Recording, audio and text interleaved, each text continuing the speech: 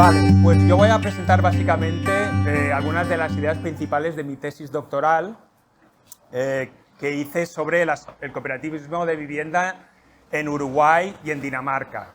Pero también en Cataluña, pues participo en una cooperativa de vivienda, participo en la sectorial de las cooperativas de vivienda de la Red de Economía Solidaria de Cataluña, y también hago bastantes investigaciones con una fundación que se llama la Fundación La Dinamo, que se dedica a promocionar el cooperativismo de vivienda en el contexto catalán. Entonces, bueno, siempre he estado investigando Uruguay y Dinamarca, pero pensando pues, en Cataluña, pensando en Barcelona y pues, en España, en Madrid, etc., ¿no? En qué lecciones podemos sacar de estas experiencias históricas. Y para dar un poco de contexto también de la investigación, ¿no? Pues surge en un momento, ¿no? Post-crisis de las hipotecas, post-crisis de todo el horizonte de acceso a la vivienda, a la propiedad individual. A la vez hay una deslegitimación de la principal alternativa hasta ahora, que era la vivienda público-estatal, ¿no? Después de décadas de desinversión, de gestión burocratizada, de privatizaciones. Entonces, en este contexto, pues hay una necesidad de buscar alternativas pues, deseables que vayan más allá de esta dicotomía Estado y propiedad individual. También es un momento pues que surge una política más del tomar y hacer en vez de pedir y esperar, ¿no? Entonces están buscando herramientas para ensayar las alternativas desde abajo y no esperar a un cambio en la correlación de fuerzas parlamentarias que permita abrir unas nuevas políticas de vivienda, etcétera, ¿no? Y por otro lado, pues también surge, pues después de décadas de neoliberalismo, de privatizaciones promovidas por el Estado, este concepto un poco difuso de lo común, ¿no? De los comunes urbanos, que básicamente hace referencia pues, a diferentes formas desmercantilizadas y comunitarias de apropiación de recursos urbanos, ¿no? Y de alguna forma recupera un concepto antiguo, precapitalista, ¿no? Que hacía referencia a los derechos consuetudinarios, de los usos y costumbres que había pues, de las comunidades rurales, de poder pues, usar, acceder a su entorno, a sus medios de vida, a las praderas, a las tierras, a los bosques, al agua, que permitía su reproducción social, ¿no? Estos comunes rurales antiguos, pues mayoritariamente sabemos que desaparecieron por el proceso de cercamientos, básicamente de privatización, y por la separación de estas comunidades de sus medios directos de vida, se proletarizan y hay una migración masiva del campo a la ciudad. Entonces, ¿cómo pensar los comunes una vez ya en la ciudad, ¿no? Una vez que ya está todo dividido en propiedad privada o propiedad estatal? ¿Qué espacio hay para los comunes en un contexto así?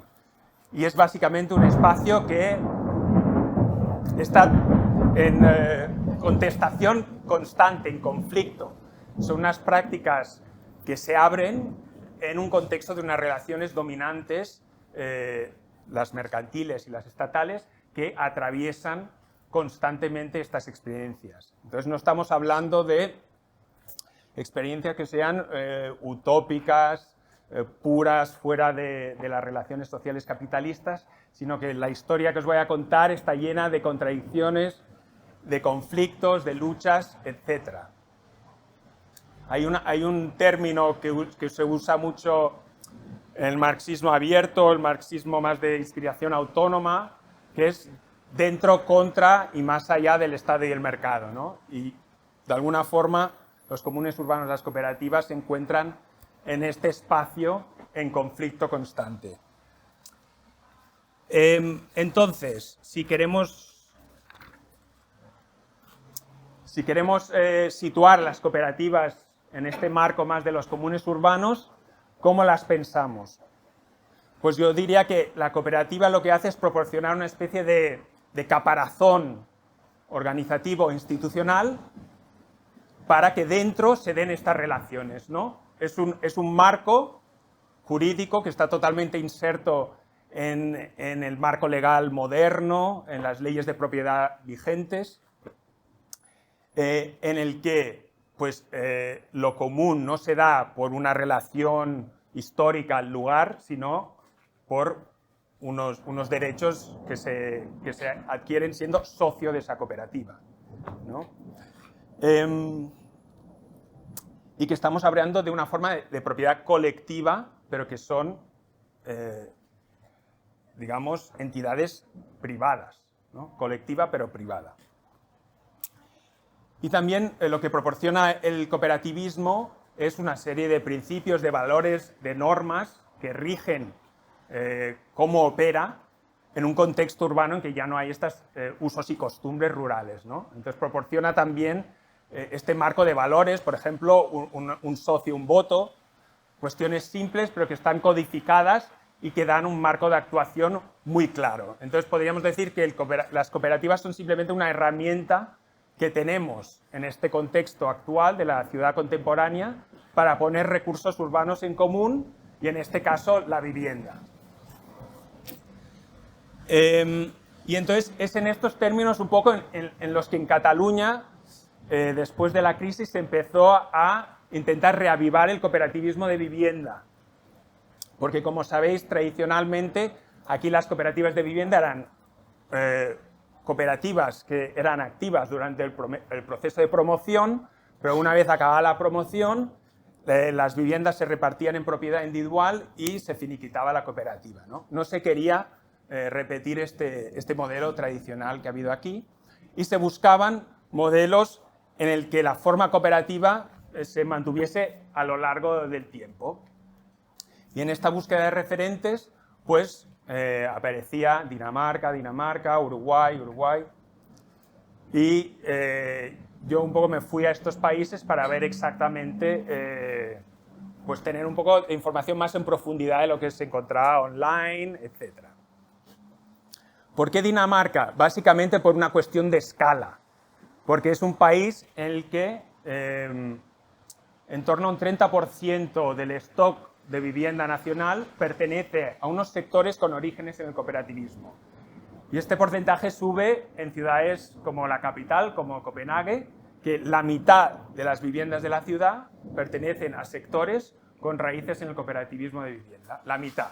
Tú caminas por Copenhague y ves inscripciones en muchos de los edificios, asociación cooperativa de viviendas obreras. Pasas por otro lado, hay una bandera de la cooperativa de no sé qué, ¿no? Está muy presente en la ciudad. Y después el sector el caso de Uruguay generaba mucho interés, porque en Dinamarca es una historia de más de 100 años, ¿no? En cambio en Uruguay es una historia más reciente, pero tiene una referencia muy importante porque demuestra cómo el cooperativismo de vivienda puede convertirse en un movimiento social activo de lucha para conquistar pues viviendas asequibles, desmercantilizadas, etc., ¿no? Gran parte de las cooperativas de allí se organizan en una federación que se llama la FUCBAM, Federación Uruguaya de Cooperativas de Vivienda de Apoyo Mutuo, y es uno de los actores principales políticos del país. Están los sindicatos, está el Frente Amplio, está el movimiento estudiantil y está la FUCBAM. En todas las grandes movilizaciones es un actor muy importante. Espera que se me...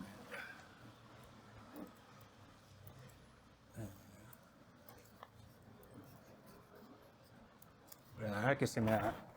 Vale. Vale, pues para daros un poco de intro, no sé cuánto se entenderá así sin un apoyo visual, pero son estos dos estudios de caso, pero en cada país el cooperativismo ha derivado en modelos algo diferentes. Para resumir muchísimo, en Dinamarca hay dos modelos. Uno que emergió en el periodo entre guerras, que empezó con un cooperativismo de viviendas obreras, pero que se fue regulando por el Estado para evitar pues, la especulación, porque también había la especulación, la privatización que hemos tenido aquí con las tradicionales, y que empezó también a recibir subvenciones públicas, se genera un sector bastante importante y después de la Segunda Guerra Mundial el Estado, en vez de utilizar sus propias instituciones para reconstruir el país, la gente que estaba en mejores condiciones para construir vivienda era el sector cooperativo. Entonces, básicamente, toda la promoción pública de vivienda se canalizó a través de este sector. Y este sector ha derivado de facto en el que también gestiona vivienda pública, social, etc. Y es básicamente un sector de asociaciones de inquilinos, o sea, el régimen de tenencia es de alquiler, pero los inquilinos gobiernan este sector con un sistema de democracia inquilina que llaman ahí. Es una democracia limitada porque hay cierta cogestión con el Estado, pero eso es la vivienda pública, no hay prácticamente vivienda del Estado. Y después hay un segundo sector que aparece en los años 70, que intenta recuperar este cooperativismo inicial, más de base, y que básicamente emerge, que de luego lo explicaré, porque se pasa una ley de derecho de tanteo y retracto. Eso quiere decir derecho a que los inquilinos de bloques de viviendas privadas tengan derecho preferencial de compra si se convierten en una cooperativa de vivienda. Y básicamente eso, como explicaré después, transforma totalmente el paisaje urbano de la ciudad de Copenhague. Y en este caso ya no son cooperativas de alquiler, podríamos decir, o asociaciones de alquiler, sino que la gente tiene una participación en el capital social de esta cooperativa, pero el valor de esta participación está regulado públicamente para prevenir la especulación. Pues eso fue a raíz de una negociación con los partidos socialdemócratas de izquierda de la época que veían con mucho recelo el cooperativismo por esa historia inicial de especulación, etc., ¿no? Apostaban más por la vivienda pública, pero permitieron esto como compromiso. Eso supone un 8% del stock nacional, las asociaciones de inquilinos, un 20% del stock nacional. En Copenhague, un 30% de la ciudad son estas cooperativas que llaman privadas, las segundas que os he comentado. Y en Uruguay también hay dos modelos, son más parecidos, así que es un poco menos lío. Básicamente en Uruguay los cooperativistas tienen una participación en el capital social y ese solo se capitaliza si tú marchas de la cooperativa. Básicamente recuperas la entrada inicial que has puesto más lo que has amortizado de hipoteca, ¿vale? Sin lo que has pagado de intereses, ni si el valor de mercado de esa vivienda sube o baja, ¿no? Tú recibes un poco lo que tú has puesto. Entonces tiene este elemento también contra la especulación. Y hay dos formas. Una que es la de apoyo mutuo, que es básicamente que la gente, como entrada inicial, pone 20 horas de trabajo semanal en la construcción de la vivienda. Entonces es más asequible, pero también durante 4 años quizá no tienes ningún fin de semana libre, porque estás currando la obra con toda la gente de la cooperativa. O las de ahorro previo, que pones un 15% del valor del coste de la construcción, ¿vale? Y en este modelo ocupa un 4% del stock, o sea que es una experiencia menos importante en este sentido a nivel cuantitativo. Y es un modelo que aparece en una ley, a partir de una ley del año 68, que unos técnicos que habían participado en la redacción de esta ley habían visitado Suecia, se inspiraron por el cooperativismo que había ahí, que también ha habido una historia cooperativa en Suecia. Cuando volvieron a Uruguay, metieron un poco de lado un artículo sobre cooperativismo de vivienda que de alguna forma definía las características básicas, etcétera, pero que quedó ahí sin mucho debate, etcétera. ¿Qué pasa? Que en los años siguientes la gente organizada, en sindicatos, en asociaciones de vecinos, etcétera, utilizó esta herramienta legal para empezar a hacer muchísimas cooperativas de vivienda y a partir de ahí creció un sector muy importante de cooperativas de vivienda. Esto como intro general a los dos casos.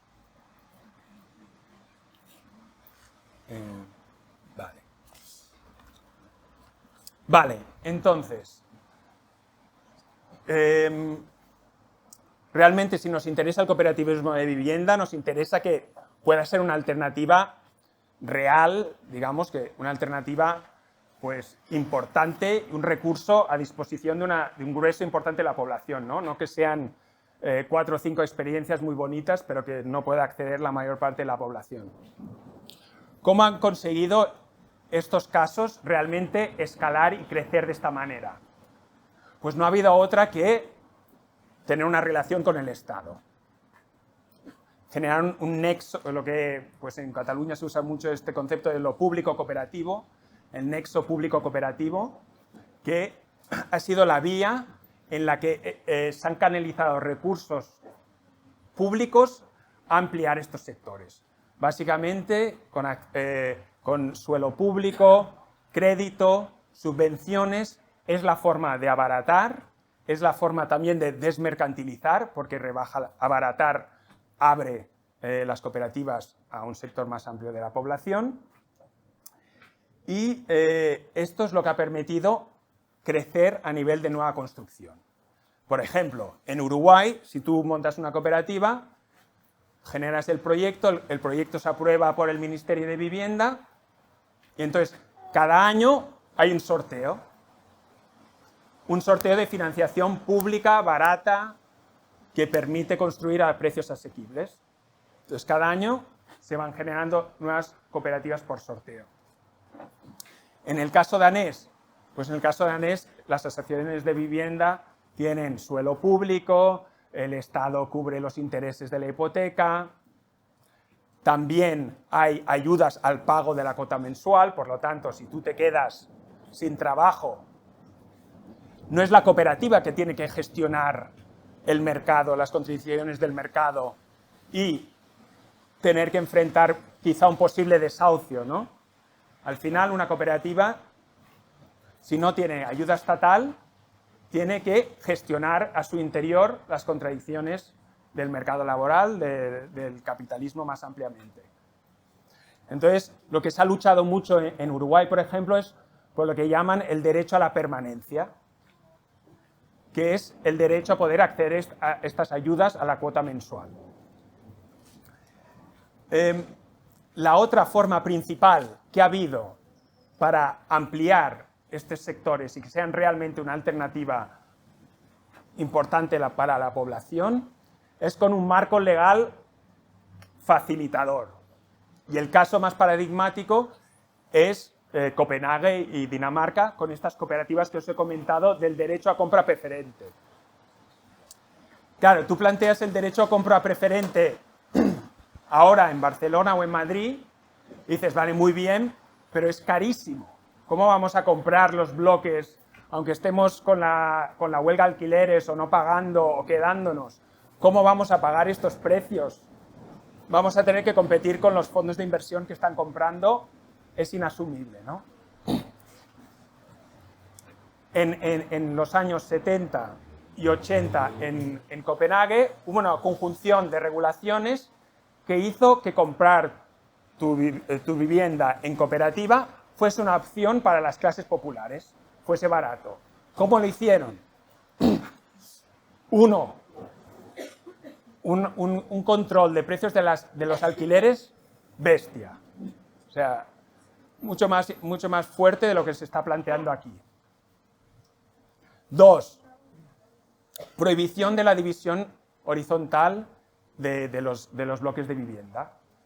Básicamente que los propietarios no podían dividir los bloques y vender las viviendas individualmente. Esto se restringió muchísimo.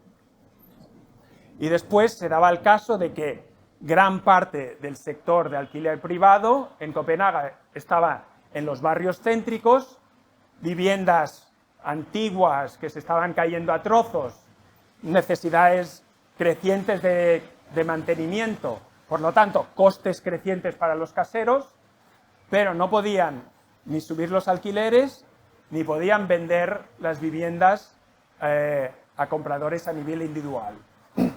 básicamente se asfixió a los caseros.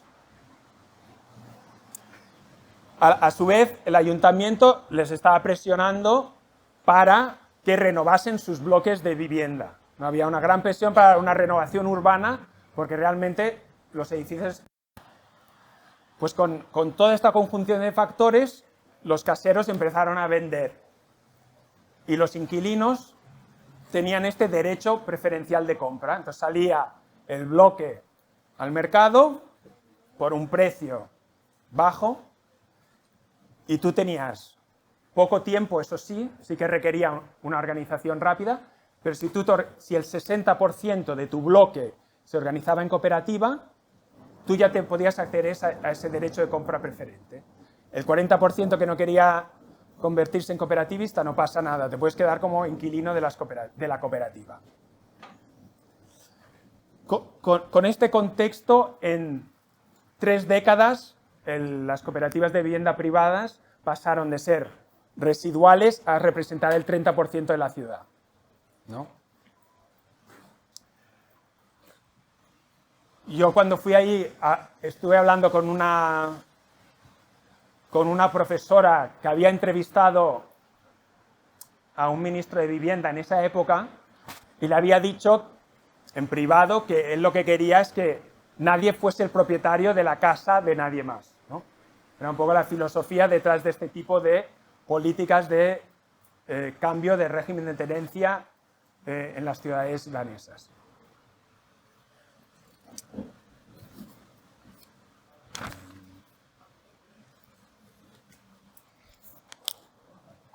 Vale. Claro. La conexión con el Estado, cuando te ves involucrado en las políticas de vivienda del Estado, obviamente hay un riesgo de cooptación, ¿no? Y de hecho, normalmente la relación del Estado se ha teorizado mucho como una tensión entre cooptación y autonomía de las organizaciones populares, de las instituciones populares como las cooperativas.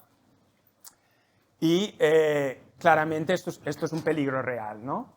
Por ejemplo, pues como he comentado antes, las asociaciones de vivienda que tomaron un rol muy importante en la política pública, pues al final no pueden construir sin permiso del ayuntamiento, tienen un fondo común que está intervenido por el Estado, que tienen que cogestionar con el Estado, etcétera, etcétera, ¿no?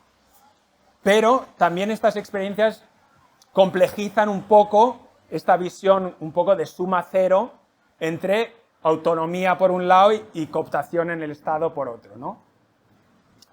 Por un lado, porque esta relación con el Estado ha dado autonomía del mercado, como he mencionado antes, ¿no?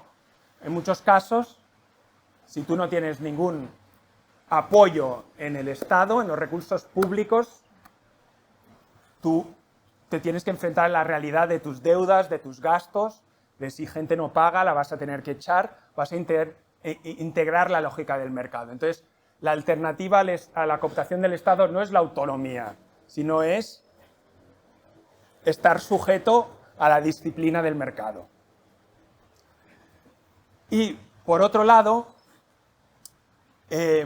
poder canalizar recursos públicos hacia instituciones populares como las cooperativas hace que éstas crezcan, que generen infraestructura propia, que una vez pagan sus hipotecas van acumulando sus propios recursos en fondos comunes, que se genera un sector con miles de personas viviendo, autogobernando esa infraestructura, generando sus organizaciones de interés, sus organizaciones protosindicales, ¿no? Básicamente generando lo que en algunos momentos históricos ha sido un contrapoder.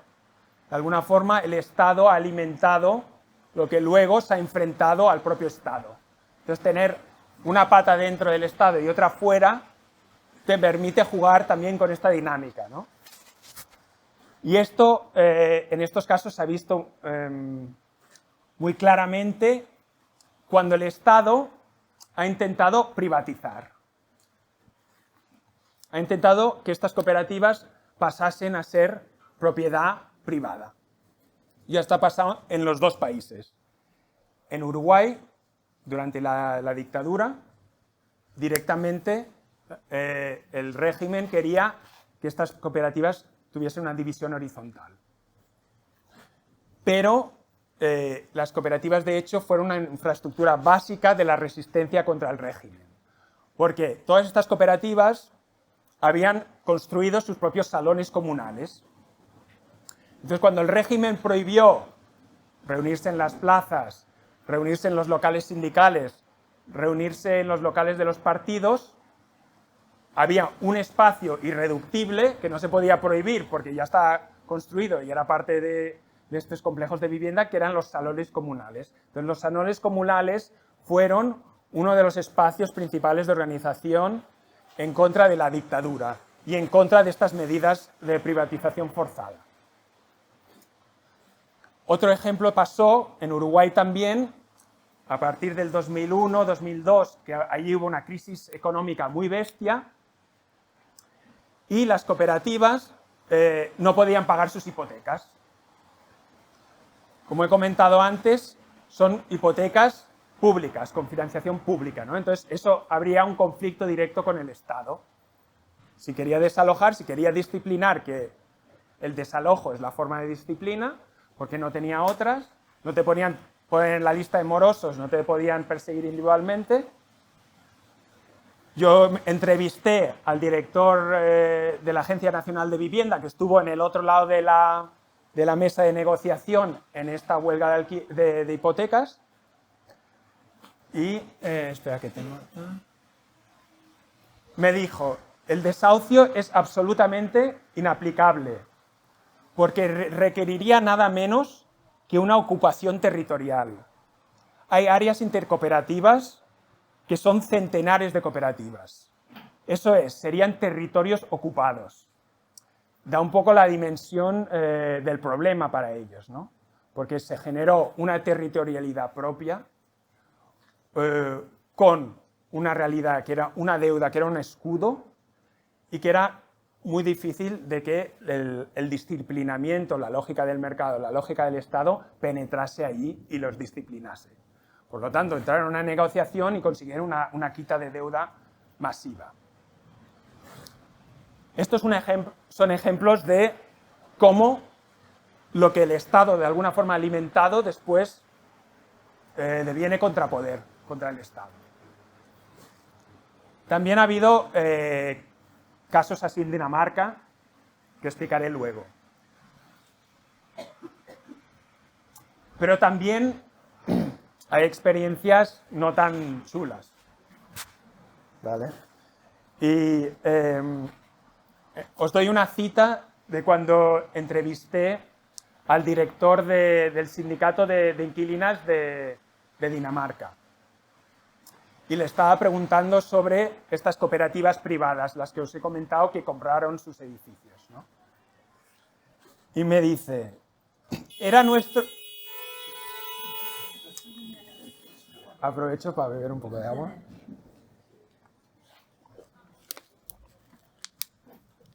Y me dice, era nuestro sueño tomar el control de estos edificios. Pero este sueño se ha convertido en una pesadilla. ¿A qué hacía referencia? A que estas cooperativas, que eran cooperativas autónomas, gobernadas por una asamblea de cooperativistas a nivel local, o sea que el poder estaba en las asambleas de socios, estaban, como he mencionado antes, sujetas a una regulación pública. En el año 2001 hay un cambio de gobierno y entra un nuevo gobierno liberal conservador. Una de las medidas que hace es que cambia el sistema de regulación de estas participaciones y permite, no obliga, pero permite a las cooperativas a incrementar de forma brutal, brusca, el valor de sus participaciones. Básicamente, cambiando cómo se calculaban, permitiéndoles usar estas participaciones como aval para acceder a crédito, por lo tanto, se convertían en una especie de cuasi mercancía hipotecable, ¿vale? Entonces, estas asambleas de cooperativistas pues, se encontraban con la disyuntiva, también un contexto de burbuja inmobiliaria, que subían los precios de la vivienda en propiedad, mucha gente pues, quizá empezaba a estar en estas cooperativas, pero en algún momento quería ser propietario, un valor de la participación tan bajo no les permitía después hacer el salto a este sector privado cada vez más caro, se sentían atrapados dentro de estas cooperativas. Y simplemente en esos años tú podías entrar en tu asamblea de tu cooperativa anual, pobre, votar y salir rico, ¿no? Porque tú estabas pues habitando unos bloques en el centro de Copenhague, guapísimos, recién renovados, etcétera, etcétera, que tenían un valor de mercado mucho más alto. Esta regulación sigue manteniéndolo por debajo del valor de mercado, pero permitió un incremento brutal y claramente la tentación era prácticamente irresistible, ¿no? Entonces, la gran mayoría de asambleas de cooperativistas en este sector de las cooperativas privadas votaron a incrementar el valor de sus participaciones, ¿vale? Y es un poco la pesadilla a la que hace referencia el del sindicato de inquilinas, ¿no? Que veía cómo era una vía de tomar el control de estos edificios, pero al final ha acabado siendo un sector que se ha mercantilizado muchísimo. Sigue siendo un sector que está por debajo de los precios de la vivienda privada, porque aún hay cierta regulación, pero demuestra que esta autonomía, sobre todo si está articulada a nivel pues, de cooperativas locales, atomizadas, etcétera, pues es muy vulnerable a pues, las oleadas de presión mercantilizadora que tiene el sector inmobiliario, ¿no? Que bien conocemos aquí.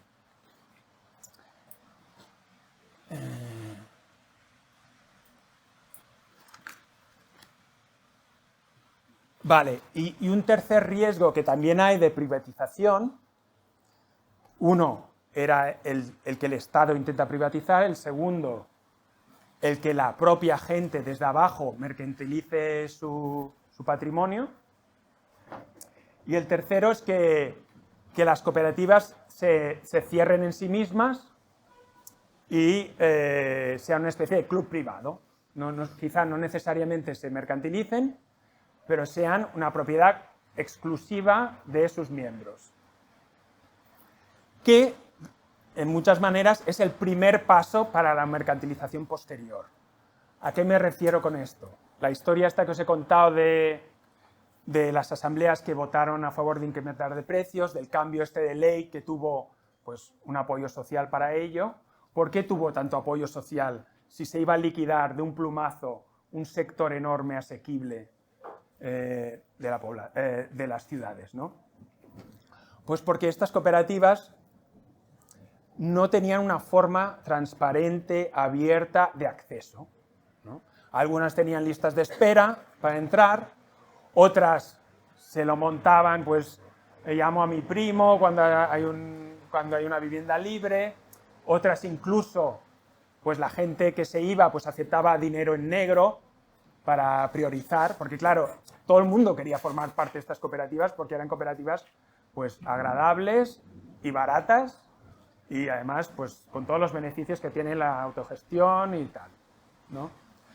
Pero básicamente se generó un clima social de que necesitabas de alguna forma conocer a alguien para poder entrar en ellas, aunque fuesen una tercera parte de la ciudad, ¿no? Entonces toda la gente sin esos contactos sociales, toda la población migrante, por ejemplo, etcétera, pues era un sector que se sentían totalmente excluidas. Esto desprestigió mucho el sector y fue lo que favoreció que este desprestigio pues, de los mecanismos no mercantiles de acceso, por ejemplo, una lista de espera, que es un mecanismo pues, para distribuir esta vivienda que no es mercantil, tú te pones una lista de espera y ya te tocará, ¿no?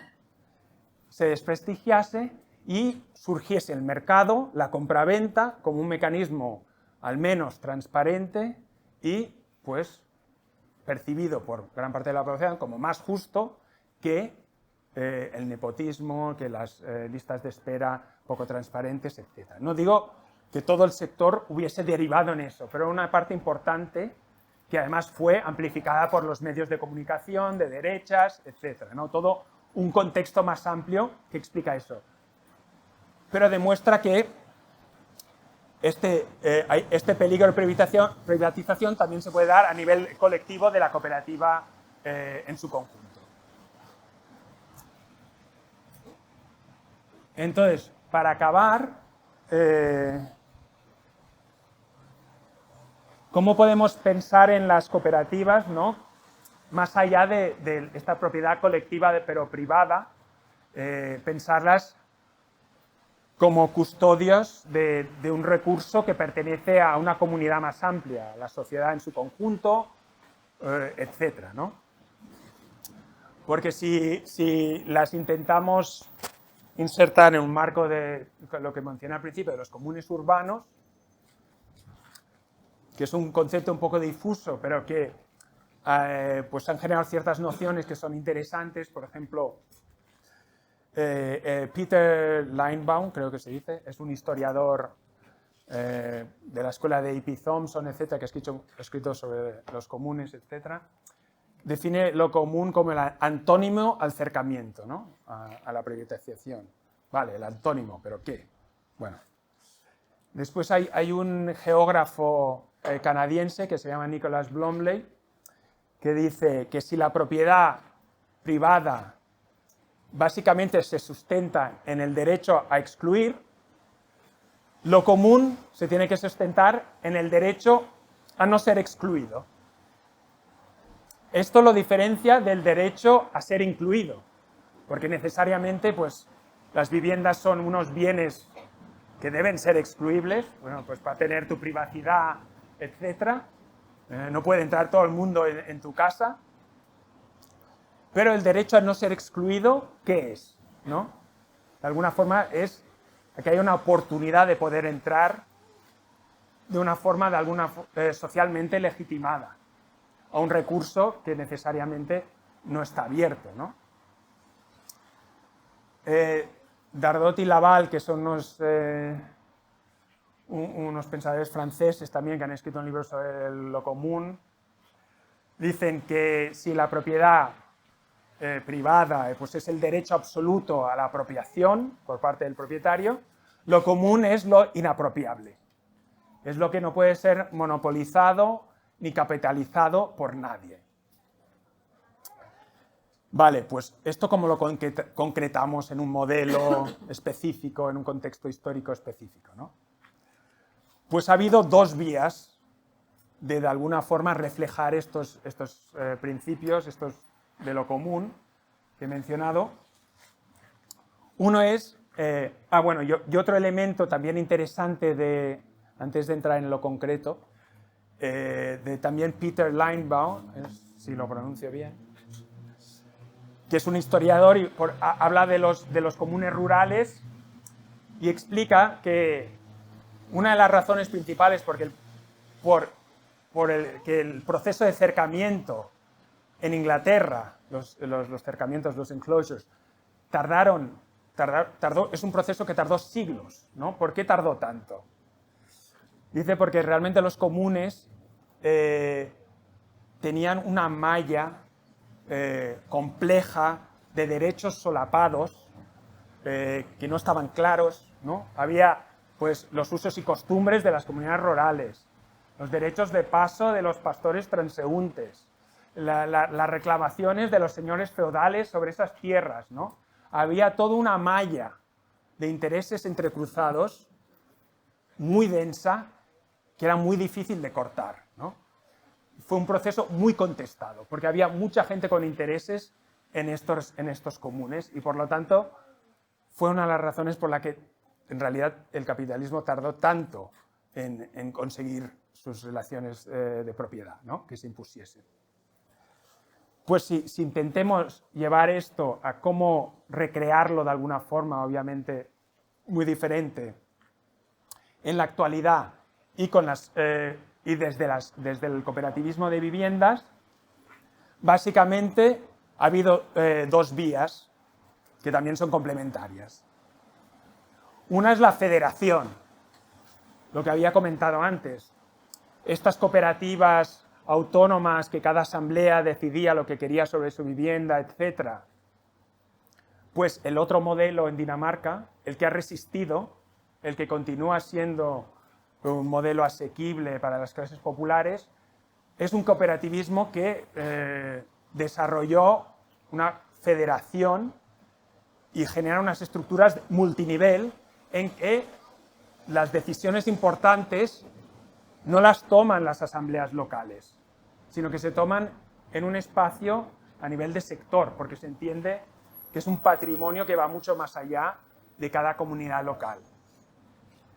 Entonces, cuando ese mismo gobierno privatizador que entró en el año 2001 en Dinamarca, intentó implementar lo que ha pasado en el resto de viviendas estatales de Europa, que empezó Thatcher, que era el derecho a la compra en propiedad, dar a los inquilinos el derecho a la compra de su vivienda en propiedad, que tuvo un éxito y cambió la sociología del Reino Unido, por ejemplo, de forma muy importante. En Dinamarca no fue posible. ¿Por qué? Porque las asociaciones de inquilinos fueron a los tribunales y dijeron que este derecho a la compra era una expropiación forzosa de su patrimonio colectivo, que los inquilinos no tenían derecho a comprar esas viviendas porque lo mandase el Estado, no era del Estado esas viviendas. Pero tampoco quedaba muy claro de quién eran realmente esas viviendas, que un poco remite a la cuestión de estos derechos entrecruzados de los comunes más históricos, ¿no? Fue un juicio que llegó hasta el Tribunal Supremo, en que al final el gobierno modificó su estrategia, intentó que esta decisión de privatizar fuese prerrogativa de las asambleas locales, y la posición del sector, que tenía que ser una decisión a nivel de sector, ¿no? El juicio ganó el gobierno por la mínima, por creo que 5 votos a 4, ¿no? O sea que se tardó mucho en dirimir de quién realmente eran estas viviendas. Y como compromiso se pusieron un montón de obstáculos para estas privatizaciones. El resultado es que ha habido poquísimas privatizaciones de estas viviendas en Dinamarca. Por esta cuestión de la federación, de llevar las decisiones importantes a un nivel centralizado que pueda pensar como sector, que pueda pensar de forma estratégica y que esté alejado de las tentaciones del mercado de capitalizar este patrimonio. Y la segunda estrategia es la de abrir los contornos de la comunidad, ¿no? De lo colectivo, que básicamente se concreta en distribuir derechos y poderes a otros actores que no son los que habitan esas viviendas, ¿no? ¿Eso cómo se concreta? Pues, por ejemplo, hay algunas asociaciones de viviendas, algunas cooperativas, que en sus juntas directivas tienen a representantes con intereses distintos. Gente, por ejemplo, representantes de la gente que está en la lista de espera. Esa gente va a votar en contra de cualquier medida que incremente el precio de entrada en la cooperativa, porque su interés es que se mantenga barata porque está esperando poder entrar. O representantes de colectivos y asociaciones del barrio que tienen un interés legítimo en lo que pasa en esas viviendas porque pueden acabar gentrificando su barrio, cambiando la fisonomía de su entorno, y tienen un interés legítimo en lo que se decide en ese patrimonio, ¿no? Y después, otro ejemplo muy interesante que estamos explorando ahora pues en algunos grupos de estudio, en la Dinamo, en Cataluña, etc., es el de los Community Land Trusts, que son una experiencia que empezó en comunidades afroamericanas en los Estados Unidos, que son entidades sin ánimo de lucro, cuyo única misión y objetivo es custodiar el suelo a perpetuidad fuera del mercado. y que tienen una estructura de gobernanza normalmente tripartita con representantes de los que viven ahí,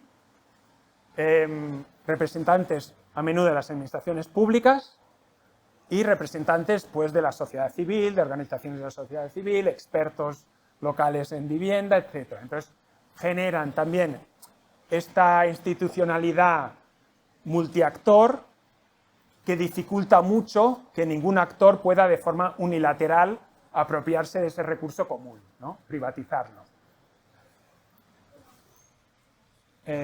Y creo que lo dejaría ahí como conclusión, diría, de lecciones que nos podemos llevar a nuestro contexto local, sería, uno, lo importante que es tratar de utilizar las palancas redistributivas que tiene el Estado, porque si no, te enfrentas al mercado, no hay otra en un contexto inmobiliario, al menos que, bueno, en nuestro contexto no hay otra, en mi opinión. Y después, con esos recursos, generar una institucionalidad propia que sea multinivel, que sea multiescalar, que incorpore a múltiples actores para dificultar que esos recursos públicos y ese patrimonio nunca volverá al mercado. Que habrá una malla de intereses suficientemente fuertes fuera del Estado, pero también más allá de los propios residentes, que bloqueen cualquier peligro privatizador en un futuro. Y lo que demuestran muchas de esas experiencias es que el cooperativismo puede generar pues, una geografía de comunidades autogobernadas e interconectadas en diferentes maneras que sientan las bases para estas posibilidades políticas, ¿no? Y creo que lo dejaré ahí porque me estoy quedando sin voz y seguro que hay preguntas y dudas porque he cubierto bastante material. Así que nada, gracias por escuchar.